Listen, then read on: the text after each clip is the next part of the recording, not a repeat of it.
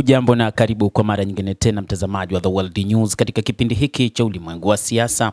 Jina langu ni Adam Hussein, lakini moja kati ya yale tuliokuwa nayo ni kutoka kwa rais wa Marekani Donald Trump, ambaye ametoa ramani mpya ya mlango wa bahari wa Hormuz akiuita mlango wa bahari wa Trump, lakini katika chapisho lake la ramani hiyo ni kama vile mlango wa bahari wa Hormuz ni mali yake.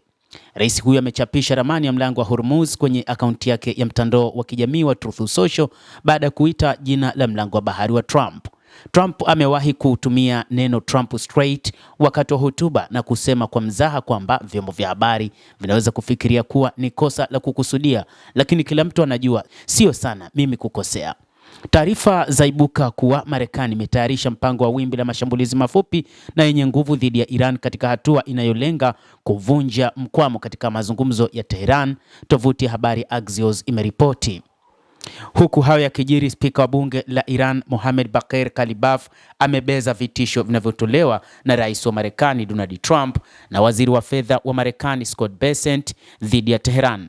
Kuna uwezekano wa kizuizi cha Marekani dhidi ya bandari za Iran na usafirishaji wake kuendelezwa kwa miezi kadhaa.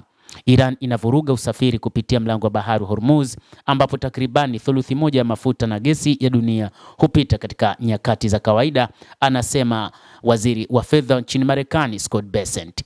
Vizuizi hivyo vinaendelea kuwepo licha ya kusitishwa kwa mapigano kwa muda. Hata hivyo, mvutano wa Marekani na Iran unazidi kuleta hofu duniani. Mzozo huo unaoendelea kati ya Marekani na Iran kuhusu mlango wa bahari Hormuz umeibua wasiwasi wa kimataifa, huku vitisho, majeshi na diplomasia vikigongana na kuhatarisha usalama na uchumi wa dunia. Mzozo katika Ghuba ya Uajemi unaendelea kuzua hofu pamoja na wasiwasi mkubwa duniani, huku Marekani na Iran zikiendelea kubadilishana vitisho vya hadharani na hatua za kijeshi zinazotishia usalama wa kimataifa na uchumi wa dunia. Haya yanajiri huku Marekani ikishinikiza kuundwa kwa muungano mpya wa kimataifa ili kurejesha usafirishaji wa kibiashara katika mlango wa bahari wa Hormuz, huku mazungumzo na Tehran yakiwa bado yamekwama.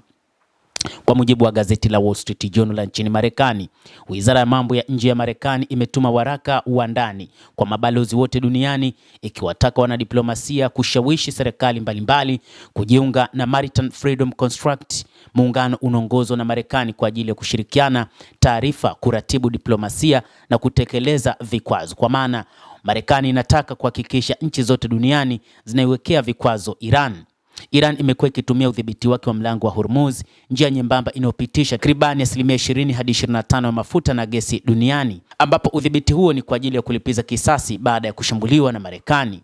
Rais wa Iran Masoud Pezeshkian amesema mzingiro wa kijeshi wa Marekani katika bandari za Iran utaongeza machafuko katika Ghuba na hautafanikisha malengo yake. Katika taarifa yake amesisitiza kuwa mzingiro wa baharini ni kinyume cha sheria za kimataifa na umeshindwa kabla hata hujaanza. Mshauri wa kijeshi wa kiongozi mkuu wa Iran Mohsen Rezai amerudia onyo hilo kupitia televisheni ya taifa, akisema Iran haitavumilia mzingiro huo na kwamba endapo Marekani itaanzisha duru mpya ya mapigano inaweza kujikuta meli zake zikishambuliwa na wanajeshi wake kuathiriwa. Hayo yanajiri huku waziri wa ulinzi wa Marekani Pete Hegseth akikabiliwa na wabunge wa chama cha upinzani cha Democratic kuhusu vita vya Iran. Katika ushahidi wake wa kwanza mbele ya bunge tangu Rais Trump alipoanzisha vita hivyo miezi miwili iliyopita, amehojiwa mbele ya kamati ya bunge inayohusika na masuala ya kijeshi. Hegseth aliulizwa maswali kadhaa ikiwemo gharama ya vita hivyo na ikiwa alizingatia hatari ya Iran kufunga mlango wa bahari wa Hormuz. Ametetea hoja zake, amesema kile wanachofanya sasa kimsingi ni uharamia, ni kitendo cha kigaidi, ni tishio kwa usafirishaji wa kimataifa na ni mzingiro wetu unaonyesha ulimwengu kwamba sisi ndio tunaudhibiti mlango huo. Na ningeuliza kamati hii, juhudi hizi zingekuwaje kama Iran ingekuwa na silaha za nyuklia? Fikirieni kama Iran ingekuwa na uwezo wa nyuklia, jinsi ingelitumia hilo kuimarisha faida zake kupitia makundi iliyoyasaidia kufadhili ugaidi wa kimataifa, anasema Pete Hegseth. Mtazamaji wa The World News, hayo ndio tuliokuwa nayo. Bila shaka nawe pia una nafasi ya kulike, una nafasi ya kucomment, kadhalika kusubscribe channel yetu hii ili upate habari hizi kwa mapana kupitia The World News. Jina langu ni Adam Hussein. Endelea kuwa nasi wakati wote, endelea kutufuatilia uyajue mengi yanayojiri duniani.